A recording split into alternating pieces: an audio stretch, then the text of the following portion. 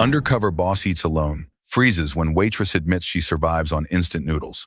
Breakfast isn't just about food, it's about who you begin your day with. Wednesday morning, the air was crisp. The sun still hidden behind thick gray clouds blanketing the suburban street. A man stepped into a New Dawn branch, plain-looking worn fabric coat, cap pulled low. No one noticed. No one knew this was Michael Foster, 50 years old, founder of the very restaurant chain he had just entered. He chose the seat by the window where he could see the barista station, the POS terminal, and every step taken by the staff. In front of him, a simple breakfast, a muffin, and a black coffee. No extra orders, no hint of his identity. This was a suburban branch marked as operating smoothly in internal reports. But Michael didn't trust distant numbers because he knew instability doesn't always show up in charts but in glances, in footsteps, and in the silence of those who touch the system every day. Today, he wasn't here to check profits. He came to listen to see if New Dawn's original promise, respect every person who begins the day serving others, was still present in each hot cup of coffee, or if it had become just a slogan pinned near the ceiling. Michael sipped the coffee, hot, strong, but he didn't swallow quickly. Because today, he didn't come to enjoy the flavor, he came to listen to something that was breaking quietly, unnamed. No one should be brewing coffee on an empty stomach. Michael remained silent with his second cup of coffee. Outside, the sky still hadn't cleared. The warm yellow lights inside softened the chill but couldn't erase the feeling that something was missing. Lily, a young waitress, moved like she was part of the space.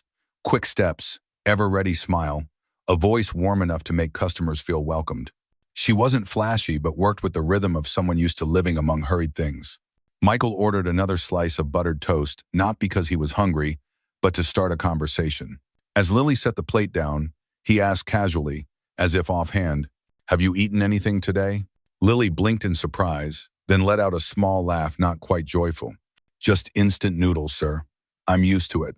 A real breakfast might mean not making rent." The words came out gently, no resentment, no demands, just like a habit that had been neatly folded and tucked away in life's drawer. But to Michael, it was like a thin, sharp, and deep cut. Instant noodles.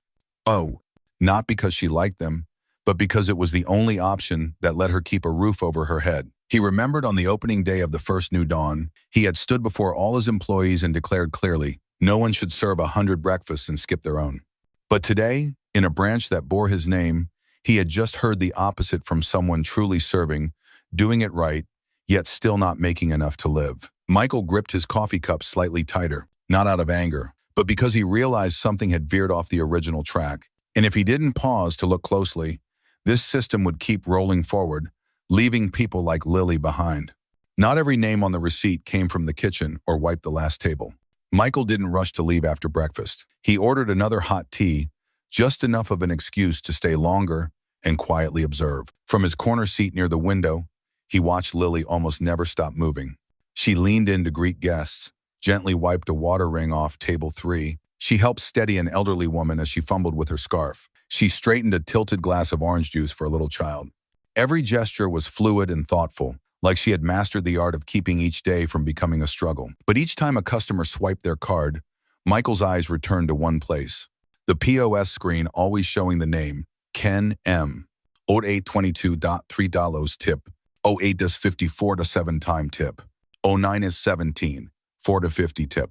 Same hour, same table, same item. But the name receiving the tips was never Lily, the one who had served directly.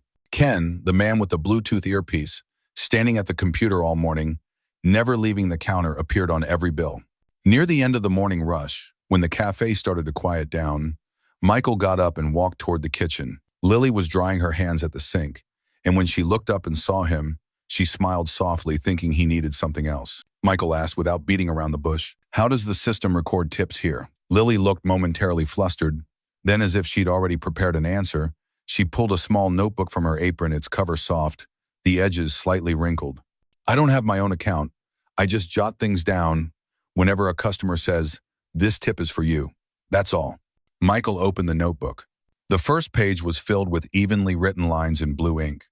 Table 4, omelette, 2,75.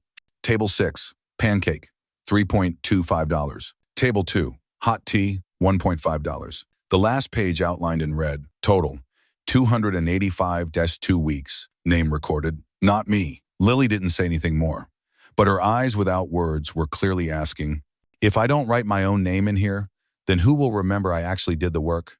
Michael froze, not because of the number, but because the flaw felt so familiar. It wasn't the software, it wasn't the system. It was the people, those who had learned to rely on structure, to overlook what was right. And he, the very person who had created the system, didn't even know that some hands were being erased from the record every single day just because they lacked login access. If he walked away today without saying anything, then he'd be no different from someone who silently agreed to forget and abandon the very values he once built. Sometimes, to fix a system, you need to start by looking straight into the eyes of someone it has made invisible. Michael gently closed the notebook. His fingers traced the edge of the worn paper, where the red ink still looked smudged from water that had seeped in on a rainy day. He said nothing, but he knew from that very moment he was no longer just a passive observer. He was part of the story. And now, his job wasn't to improve the system, it was to make it right. Michael returned to his table, quietly opened his phone. He logged into the internal system and pulled up the POS transaction history for the past 14 days, each entry appearing clearly, line by line. The recipient name, seems present, Ken M. Camera at the counter, Ken never left the register, not once. Michael saved the log, attached a photo of the receipt, customer name, and timestamp. He sent an email to himself. The subject line simply read, "Proof of forgetting starts here." Oh, while he was reviewing, something unusual caught his attention. A receipt left behind in a tray. On it, a scribbled note in the customer's handwriting. Thanks to the young waitress whose smile was brighter than the coffee this morning, no tip. But there was acknowledgement. Not because the customer didn't want a tip, but because the system had no place to record intangible kindness. Michael closed his eyes for a second. In that moment, he remembered the promise he once made, when New Dawn was just a small coffee cart. If one day this system causes kind people to go hungry, then tear it down and rebuild it from scratch. He exhaled, deep and slow, and he knew that day was today. No one who serves with kindness should live on instant noodles, and no one has the right to put their name on someone else's work just because they have login access. As a G, on a week later, Wednesday morning, 8:57, the glass door swung open. Cold light streamed through, casting the silhouette of a familiar figure, now unmistakable. Michael Foster, no more baseball cap or worn-out coat. Sharp in a gray suit, white shirt, he walked straight into the branch once labeled operationally stable. The whole cafe froze for a moment. Ken M., behind the register, hesitated over the POS keys. Lily, having just placed a tray of orange juice on table 6, looked briefly uneasy. Michael didn't have to say a word. He simply raised his hand and placed a USB on the counter. No one asked, but everyone knew this was the moment truth would be called by its real name. The POS screen lit up, no longer showing the sales interface. Instead, it played surveillance footage. 8:22, Lily helped an elderly lady to her seat, handed her the menu, took her order.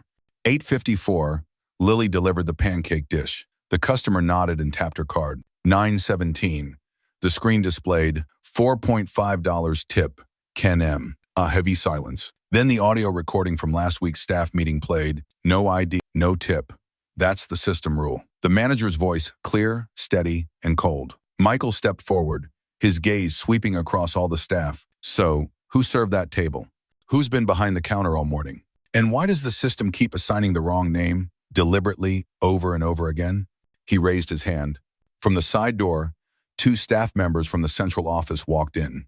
No introductions were needed. Ken M., immediately terminated for fraud and stealing credit for others' work. Shift manager, suspended on the spot, with the case forwarded to the internal investigation team.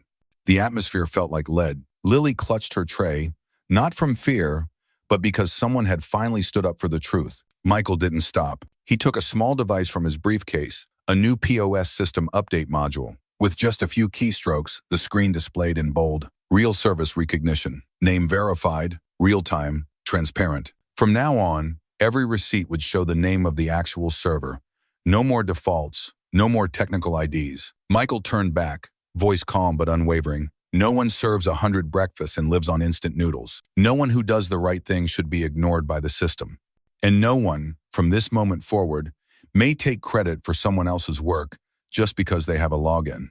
And then, a ding sounded. The muffin oven had finished its first batch. This time, the smell was not overshadowed by neglect. New dawn truly began again. Justice isn't found in rules. It's found in how we call the right name of the one who quietly kept the system standing. After Michael's announcement, the entire cafe fell silent. No more orders being called, no more hurried footsteps, only an atmosphere thick with a truth that had just been unveiled.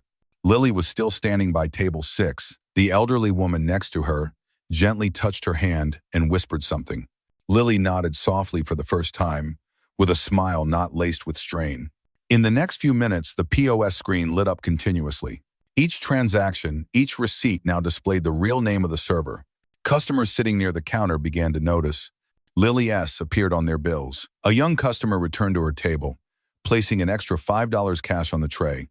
"Thanks for the eggs this morning and for your kindness." Michael stepped to the center of the cafe, offering a calm, warm smile for the first time. New Dawn was never built to honor those with login privileges. It was built to protect those who step out from behind the counter, wipe each table, brew each cup of coffee without expecting recognition. From today, they won't have to skip meals. They won't have to pencil their names in anymore. We will etch their names with living data. A small box was placed on the front counter. Inside, dozens of old POS printouts with the name Ken M repeated hundreds of times. Michael turned to Lily. "I want the next printout to have your correct name. And I want the first copy from this new system to be saved with your signature as the one who helped this system find its way back." Lily's eyes widened. She didn't know what to say. But when Michael handed her the pen, her hand didn't tremble. Her signature appeared under the line, "Pause version 2.0, live from New Dawn East Branch, initiated by Lily S. In." Outside, sunlight tilted through the fogged glass windows. The clock struck exactly 9:30 the morning rush hour. But today it wasn't just the peak serving time. It was the hour the old system officially shut down. And a new dawn, not just in name, truly began.